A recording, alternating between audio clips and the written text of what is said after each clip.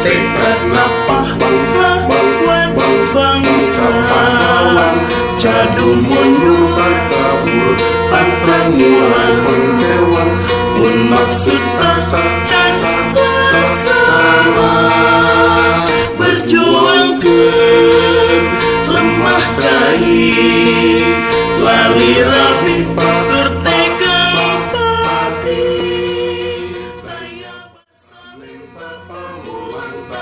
Itu mobil lain. Iya, Ridho korban merdeka, terhancur infonya juga tiket cabang besar OTW ke Biotas ya, doanya info. Sekian, assalamualaikum warahmatullahi wabarakatuh. Dagaan mah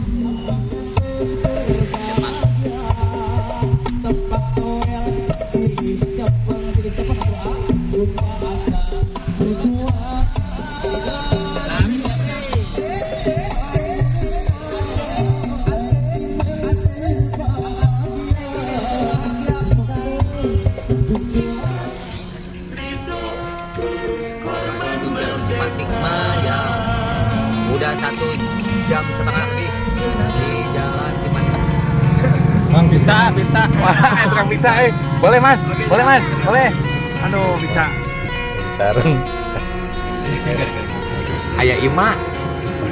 Mana ada, Bang? Kasih Arseri ada di sini, ada di Bandung. Masya Allah. Beliau jualan martabak ternyata. Nyambi, Masya Allah. Masya Allah, beliau dagang martabak juga, boyer juga, martabaker juga, Masya Allah. Alhamdulillah, alamin kita di posisi Biotas Filipin Sat Filipin. Posisi di mana, Mas? Teman. Cip boy. Diusir, Mang. Astagfirullah, diusir aslina. Ya, Mang. Siap. Piknik bah. Mainkan, Bos, boy. Nah, kita masuk langsung ke Biotas. Sering, Masya Allah. Senior kita tetap. Bos kuy, biasa masih ringkung bos kuy. Nah, menuju. Beneran,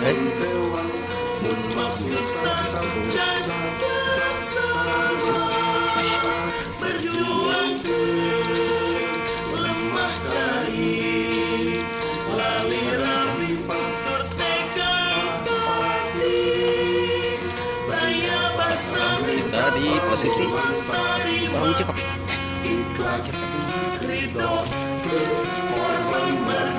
Tetap tuh udah ada yang camping. Masya Allah, Masya Allah, alhamdulillah. Posisi di lapangan kita, Masya Allah. Ya, ringkung biar sare. Nah, gitu kan. Pemasangan tenda. Ini namanya pemasangan tenda bobo cantik. Masya Allah. Bocan. Sih dalam pemasangan. Masya Allah. Hah? Mantap, Bos Cuy, mantap.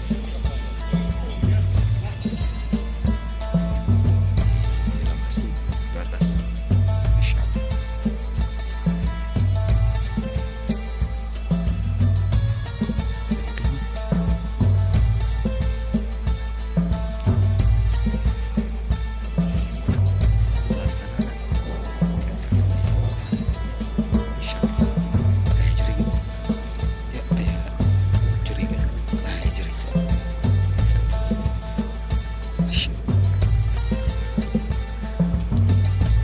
Suasana jeep.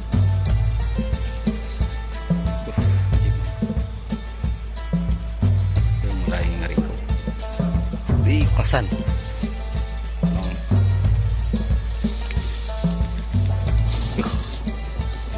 Terus juga nggak beres itu.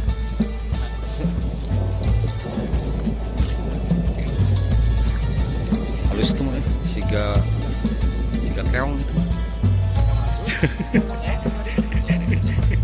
Keong nih masih kencang. jaga soalnya tidak ada orang di sini.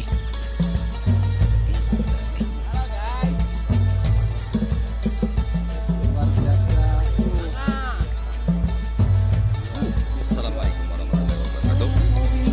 Masya Allah, juara di atas sini. Kita lihat di pemandangan di atas. Masya Allah.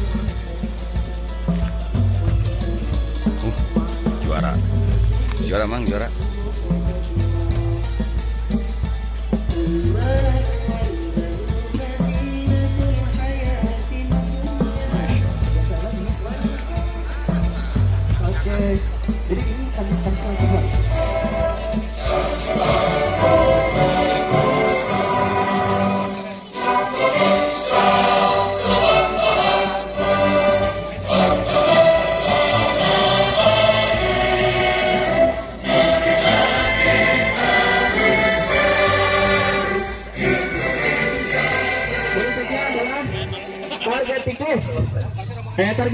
Bayangkan Nabi Shallallahu Alaihi Wasallam satu lontaran anak panah itu sama dengan memerdekakan satu budak. Dalam riwayat lain, satu lontaran anak panah nurun yaumal kiamah akan menjadi nur pada hari kiamat. Orang meniti sirat secepat. Sirat itu tipis, dan ketika orang meniti sirat itu gelap gulita. Ada orang yang cahayanya untuk jalan di sirat itu membentang dari Madinah sampai Son'a dalam satu riwayat. Berarti dari Madinah sampai ibu kota Yaman, Son'a. Berarti lapang, terang benderang, hingga jalan itu los begitu, mudah. Ada yang cahayanya ketika melewati sirat itu hanya satu hasta dia jalan. Ada yang cahayanya itu cuman di jempol kakinya menyala, dia jalan. Nah, ada orang yang jempolnya itu bercahaya, kadang mati, kadang hidup. Kalau dia hidup, dia jalan. Kalau mati, dia berdiri di sirat itu. Hidup. Nyala lagi, jalan lagi dia. Jadi lama betul dia sampai ke dalam surga. Nah, ada amalan-amalan khusus oleh Rasulullah SAW diberitahu akan menjadikan nur pada hari kiamat. Di antaranya, berangkat sholat subuh dalam keadaan gelap gulita, nanti akan diberikan cahaya pada hari kiamat. Yang kedua, termasuk salah satunya, setiap satu lontaran anak panah yang kita lepas itu nurun yaumal kiamah. Masya Allah. Berarti semakin banyak latihan, itu kalau melewati sirat kayaknya itu terang benderang. Seandainya ketika kita melepaskan anak panah kita hadirkan janji Rasulullah ini, kan kecil lah urusan-urusan yang tidak substansi, apalagi cuman beda. Yang benar tuh begini, hal-hal yang remeh-remeh dijadikan persoalan. Aneh. Memang sesuatu tuh kalau nilainya besar, biasanya ujiannya juga ikut besar. Jadi pemanah ini adalah orang yang paling mudah khilaf sejak dulu itu. Tapi khilafnya itu lebih baik dulu daripada sekarang. Kalau ikhtilafnya orang dulu, ikhtilaf para ulama. Kalau sekarang ikhtilaf para juhala. Kanan oke. Kalau dulu ikhtilafnya itu orang-orang alim. Kalau ini ikhtilafnya sama-sama bodoh. Ibarat saling jambak tapi sama-sama botak. Nggak tahu mau jambak apa. Iya, sama-sama nggak punya ilmu, bertengkar, berdebat. Ini aneh ini. Zaman dahulu Imam Abu Hasyim sama Imam Thohir itu nggak pernah akur itu pengikutnya. Kata pengikut Imam Abu Hasyim kalau di medan jihad, kata pengikut Imam Abu Hasyim itu, lihat tuh, orang-orang bermazhab Thohir itu tembakannya pendek katanya, karena mereka itu kalau nembak itu berhadapan dengan target. Jadi kalau saya megang busur begini, posisi tangan saya 1. Kalau saya miringkan badan saya 2. Kalau saya total 3, berarti semakin miring tarikannya semakin panjang. Maka orang-orang mazhab Imam Abu Hasyim, karena mereka itu miring total, tembakan kami itu lebih mematikan daripada tembakannya orang bermazhab Thohir. Tersinggung orang mazhab Thohir, kata balas lagi. Memang tembakan kami itu tidak begitu panjang, tarikan kami tidak begitu panjang. Tapi kalian orang-orang mazhab Abu Hasyim Karena miring itu lengannya nggak ada yang selamat, itu mesti kena string semua. Memang begitu kenyataannya. Jadi dulu terjadi perbedaan, tapi tidak ada satupun di antara mereka yang mundur dari barisan jihad berhubung karena beda mazhab. Nggak ada. Tapi kita ini cuman beda hal, aduh kecil. Sudah nggak mau datang kalau ada perlombaan di sana. Ada dia nggak di sana? Ada Pak Ibu di sana? Kalau ada Pak Ibu saya nggak mau datang. Ini kan namanya ikhtilaf juhala, ini namanya perbedaan pendapat orang-orang bodoh, aneh. Nggak seperti itu kita dalam memanah. Memang memanah itu ujiannya besar. Ujiannya besar. Saya kembali kepada pembahasan konflik. Dua olahraga memanah berkuda ini disebut di dalam Al-Quran secara spesifik. Di dalam Al-Quran Allah berfirman, wa'iddu lahum mastata'tum min quwwah wa min ribatil khair. Jadi Fokus. wa'iddu lahum mastata'tum min quwwah. Persiapkan diri kalian untuk menghadapi musuh kalian. Min quwwatin berupa kekuatan. Rasulullah SAW menafsirkan kata-kata kuwah di sini artinya adalah memanah. Kemudian di situ wamir ribatil khail, dan menambat kuda. Jadi ada dua olahraga yang disebut dalam Al-Quran, memanah dan berkuda. Memanah dan melatih kuda. Akan tetapi berkuda itu disebut lebih spesifik daripada memanah, karena disebut wamir riba. Makna kuwah di dalam wa'iddu lahum mastata'tum min quwwah itu adalah maksudnya memanah. Dua olahraga ini kalau bergabung, Nabi SAW di situ menyebutkan makna kuwah adalah memanah. Kalau dua-duanya digabung, wa'iddu lahum mastata'tum min quwwah, yaitu memanah, wa mir ribatil khail, dan berkuda.